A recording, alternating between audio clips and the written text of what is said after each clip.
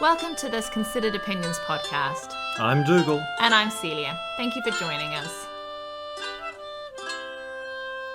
So Celia, there are a lot of words and phrases that get bandied about at the moment. Things like resilience, rebuild, prepare, parallel system. There's others as well. Build back better, the Great Reset.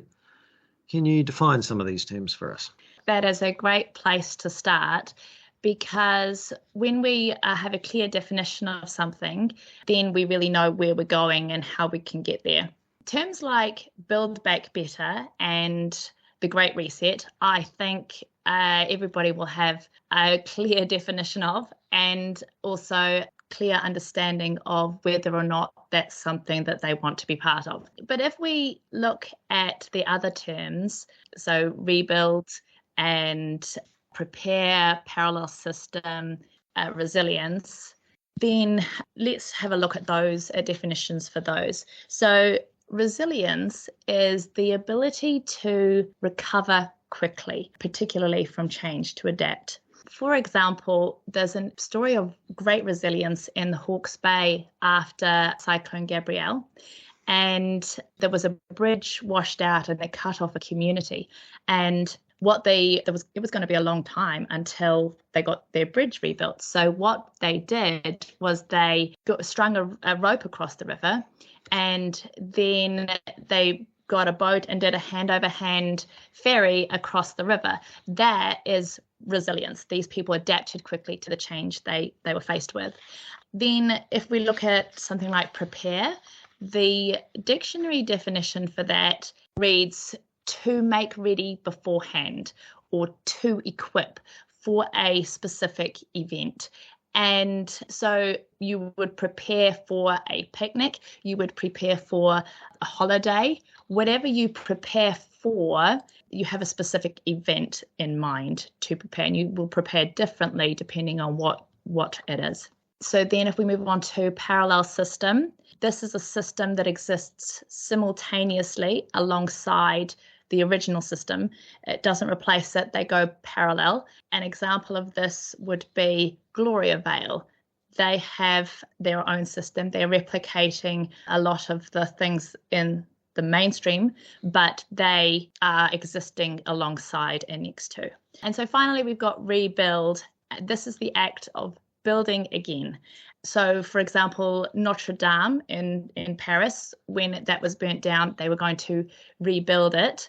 And what they decided to do, there's been a lot of discussion about how they were going to rebuild it and whether they were going to make any changes. And that's one of the nice things about rebuilding, is that it does provide an opportunity to tweak something and to possibly make it better if you wanted to rebuild it. So that's good to have those definitions laid out. So going a bit deeper, what are your thoughts on them? Unpack what those mean for us and the freedom community. Sure. So if we start with something like rebuild, like I said, it's the idea that something is broken, but it's also inherent in that idea is that it can be rebuilt and that you want to rebuild it. And I think that a lot of stuff that's going on at the moment, we have good things in our culture, but it can feel quite broken at the moment. So I think that we can look, though, at the good aspects of our culture and say, what is it that we do like? And then we can focus on what makes that cultural attribute. And then we can work out the building blocks so that we can start to really rebuild, and we can take steps towards doing that, whatever it is. It's up to us what we choose. And it could be something like, we choose to come off social media, or it could be that we start eating organic vegetables. It could be that we decide to get to know our neighbours better, or that we start to volunteer at a local level. And these actions will reinvigorate and rebuild the parts of our culture that we value, whatever that is, because that's up to us to choose. So what if there's parts of the culture that you don't necessarily want to rebuild? Or, what about, rather than rebuilding a broken culture, what about starting again. Is this the parallel system Yeah. that you're talking about? So it is quite an attractive sounding prospect. A parallel system sounds very attractive. And because rather than changing the trajectory that our culture is on, it sounds so much easier to fish and build the system that will work how we think it should and that we want it to be like. But the problem with that, with a parallel system, is that it will actually be just as problematic and prone to corruption as our current system, except with alternative window dressing. And the reason for this is because the people in a culture are the same. Attitudes and ideas and norms, they are what make up a culture. If there's something that you don't like about this culture, what you're saying is you might actually just duplicate it and just make all the same mistakes again. Yes, that's what you are in great danger of doing. And there is examples of this in history where people have gone to make a new culture, not liking the system that they're part of, and they end up with the same issues. So, for example, the Pilgrims, when they went to America, they didn't like the system that they were leaving behind. They thought it was very corrupt. But they actually didn't change themselves and didn't do any difference. They took all the corruption with them. So if we keep on with the same people with the same attitudes, we're not going to get anything different. Because if we focus just on the material without changing our thinking, all that happens is we end up becoming a subculture, like something like Gloria Vale. But rather than doing that, I think if we look at the way we think about things and how we approach things, and how we think changes how we behave, and how we behave changes our culture. So each individual actions make a huge difference. Alexander Solzhenitsyn said, "The simple act of an ordinary courageous man is not to take part, not to support lies. Let that come into the world and even reign over it, but not through me." Yeah. And this means that we have a huge impact simply by how we live each day. This sounds really simple, but it actually takes courage and perseverance and a conscious effort to change our actions and how we do these things. But we can choose things like choosing to act with honesty and integrity in all of our dealings. It could be something like choosing to forgive and move forwards, or choosing to seek after truth. All of these choices are daily, almost momentary choices, and they're hugely powerful because they end up affecting the culture that we're in. So what about resilience then? Resilience as individuals and resilience as communities. How do you see that playing into things? So the most important part of resilience is developing adaptability. Change is a part of life. We can't avoid it. We don't always like it. But if we try to control what the change is going to look like, then we immediately make ourselves less adaptable, less resilient. So not being in control of what the changes are going to be, it's easy to say and it's hard to do. I like to plan. I like to know and be able to plan and prepare. And sometimes, you get fears of the unknown and what's going to happen. But I think that developing and having an attitude of being able to handle any situation that we're faced with, that is the most important thing, because resilience is a state of mind. I could imagine that would be quite empowering as well, being in that state where you can throw anything at me and I'm going to be able to handle it. Absolutely. That would be quite an empowering position to be in. And it's something that you can work towards. It's not like something you go, oh yeah, and switch it on and I'm resilient now. It's something that has to be worked towards. But psychologists will tell you that life is 10% what happens to you and 90% of how you react to it. So how we think about things really, really makes a difference in our lives, how we experience things and how we judge our lives in a way. So if you were wanting to physically prepare, how do you go about that? What's that going to look like? Yeah, so if we are physically preparing, we have to ask ourselves, what are we preparing for? None of us know for sure what the future is going to look like. And for physical preparation, it requires you to have a specific event in mind. So if you're going on a fishing trip, you're going to take very different equipment than if you are going to play for a symphony orchestra. So you have to have a specific equipment to physically prepare in a specific event. But of course, that means that preparing for what you don't know for sure, you can guess, but you're not sure, the unknown, that makes it quite difficult. I understand the attraction of creating a store of goods or having the right equipment. I think it's helpful, though, to remember that part of that is because we as a culture have a huge focus on stuff and material goods. And this is twofold. The reasons for this, because one is that it acts as a status symbol that you've made it.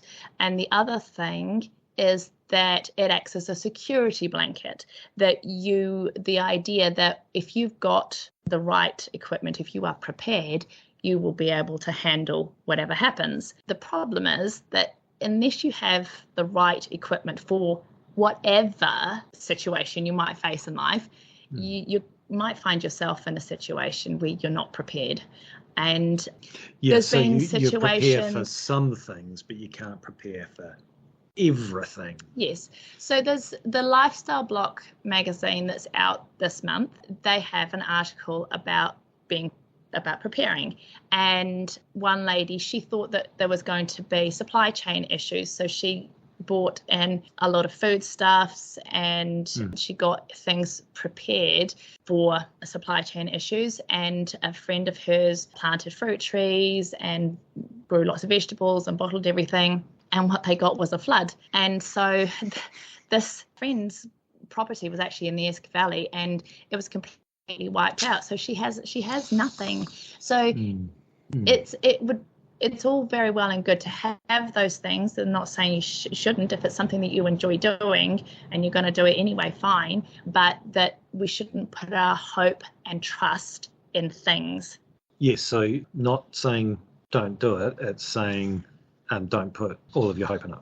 So if that's the case, well, what do you do, or what can you do to prepare for the future? What are the limits of preparation? Yeah, so this is interesting because, like I said before, we don't know what the future is going to hold. But also, I'm not suggesting that we behave like ostriches and stick our heads in the sand and pretend that nothing bad is going to happen ever. But it is that you don't put your hope and trust in things. And so the most effective way to do this, to prepare without focusing solely on one aspect, is you put together these two ideas of mental resilience that we've talked about and the physical preparation. I think to simplify this, we could make ourselves a motto, and that motto would be skills, not stuff. We can invest our time and energies into acquiring skills and building that can-do attitude of resilience, and that will stand us in good stead no matter what comes, whether it's the supply chain issues or whether it's the flood. Whatever happens, you've got can-do attitude and you've got a plethora of skills behind you.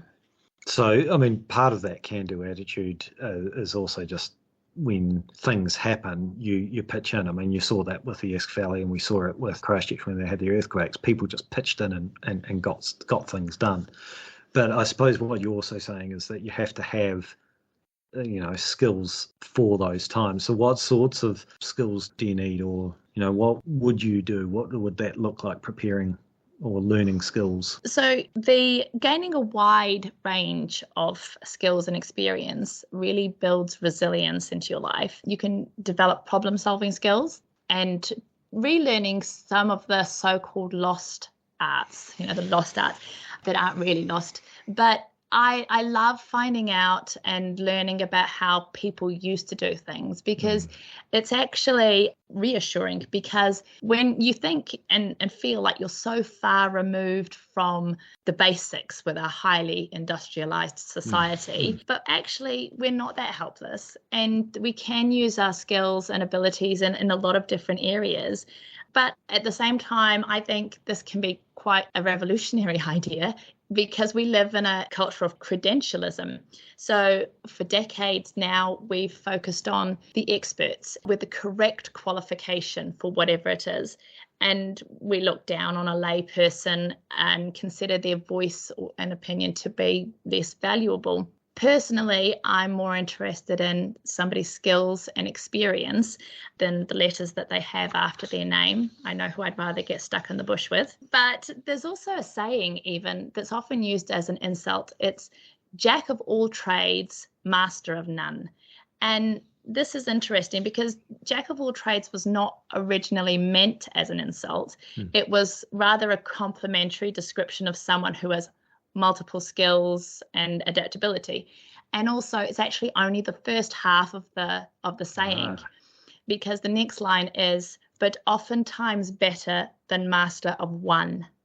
And I think that's really important, because generalists do have more resilience. So knowledge, skills, and a can-do attitude, they will see us through most situations that life will throw at us. So what's the best way then to future-proof? What are some of these skills or are there general areas of skills? I think the best way to future-proof is about building resilience. Shakespeare said, "Cowards die many times before their death.